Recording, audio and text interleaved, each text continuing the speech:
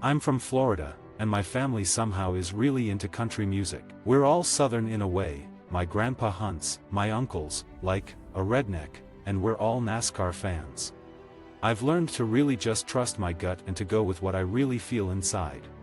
We're all complex creatures, and we shouldn't have to pick one thing to be passionate about. Life isn't black and white, so we shouldn't live that way.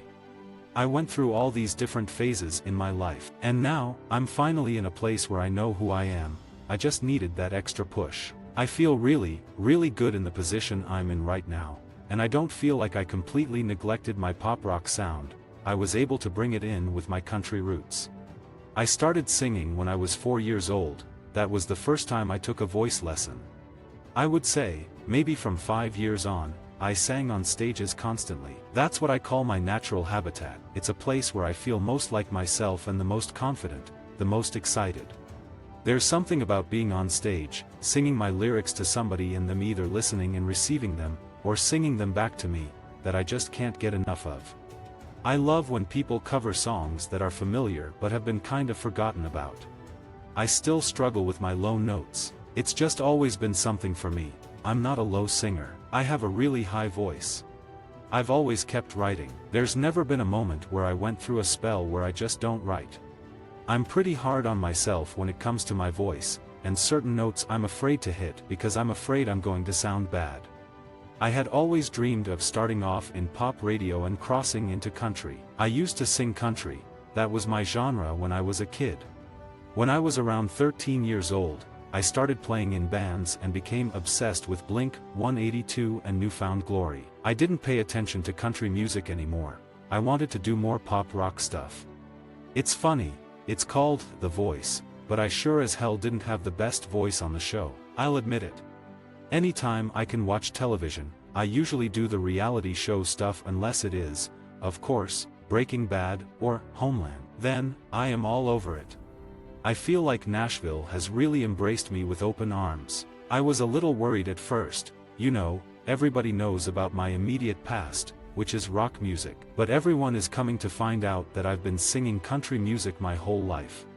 I grew up singing a lot of Martina McBride, Shania, and LeAnn Rimes, and because of my age, those were my main influences. I went the more pop rock route when I was around my teenage years, actually around 13 years old. I think Avril Lavigne really jump-started that. I heard Complicated, and I fell in love, and I've loved her ever since. Growing up, my parents loved Bon Jovi and Boston and Rush and all that, but it wasn't really connecting with me. I was still in my boy band phase, Backstreet Boys for life. It doesn't bother me that people think that Blake Shelton made me go country, because I can understand it. My immediate past is pop rock, and people don't know a ton about me as a kid, yet. They will soon. I'm not the best at expressing my feelings other than in songs or on paper. I would tell my mom, sit down, I'm gonna play a show for you. I would just perform. That was always something I loved to do. There was never a question of me doing anything else. Before getting on The Voice, I was very critical and judgmental of people's vocals. After getting on the show, I was so nervous, I realized my low notes were gone, so nerves do take a big toll on your voice. I think you can only prepare yourself as much as you can, but no matter what, there will be curve balls. I had no idea I'd be taking a flight, landing, and heading straight to a radio station. I thought I might have time to curl my hair, have something to eat. No, you go right into things. I love Ocean Avenue by Yellowcard. That's always been one of my favorites. The hardest part about touring is being away from family and friends. When you're gone for a long time, it's especially hard for me to remember to keep in touch with certain people because there's so much going on the road. When I was 17, my main goal was to be in a band and travel the world. I ended up getting to do that with my old band Hey Monday. I got to see the world and learn how to tour, and the next thing I knew, I was on The Voice. So it was just a crazy, crazy ride. My style is kind of all over the place. I've always loved the combination of leather and lace, but that's probably just been something that I fall back on if I can't really figure out what to wear. I always felt in my band and in the pop rock format that I wasn't weird enough, that I wasn't standing out enough. Wearing things to get people's attention, I didn't want to do any of that. I didn't want to compromise myself.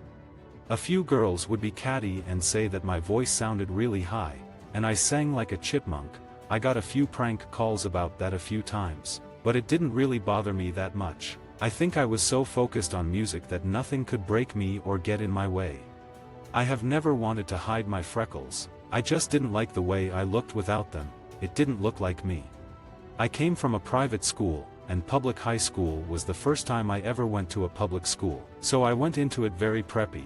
I was wearing a lot of Abercrombie and Hollister. Then, my sophomore year, I started listening to rock bands. I had a boyfriend that took me to my first rock show, and I was just addicted to that. I am writing things on my own, but I really believe co-writing makes you a better writer. I have ventured out and written about real-life experiences that I haven't gone through myself, but I've known people to go through them. In the past, I've always written about my experiences and people related to that, but there's a lot of other things that I've never written about that people have gone through.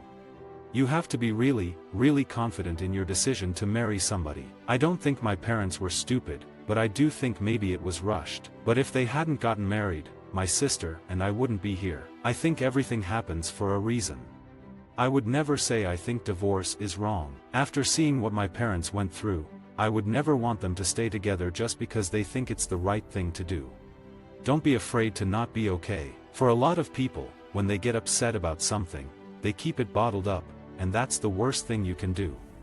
My advice to anyone being picked on for being different or for working towards a dream is to remember it's never personal. These people don't actually dislike you at heart. They're just going through difficult things in their own personal lives.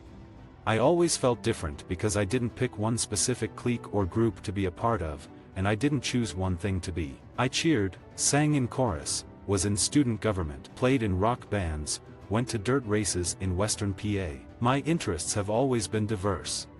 Empowering girls is extremely important to me because, growing up, I needed those empowering women to show me the way. When my parents divorced when I was 11, my mom was a force to be reckoned with. She showed me how to be self-sufficient and independent.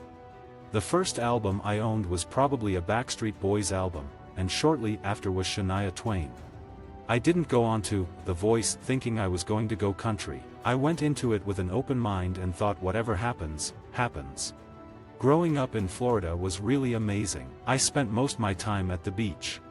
Growing up, I tried to be involved in school a lot, and I had good grades. I was an active kid, and I loved being social. I just always loved the storytelling aspect. Even with the production that's happening right now in music, I still think the core of country songs are very stripped down, and they tell a story in the most pure sense. It's something that I've always done. I started singing when I was 4 years old. That was the first time I took a voice lesson. I would say, maybe from 5 years on, I sang on stages constantly. That's what I call my natural habitat. It's a place where I feel most like myself and the most confident, the most excited. As a songwriter, I've always loved to tell stories. But in my band, it was always about what would make sense for a band to put out. I love country and rock, and I wanted to fuse them together. But I also knew that there were certain elements that needed to still be there to be both country and cater to my old fans. I obviously appreciate all the fans I gained from my band, but there weren't enough of them to make me a very successful artist. To me, being successful is selling a lot of records and selling out big venues on tour, and it's not up to anyone else to decide what success is for me. I really love that song. I love when people cover songs that are familiar but have been kind of forgotten about. So when you play it, it takes people back to a certain place. That's what I wanted for Torn. Visit our website for more quotes, quoting.com.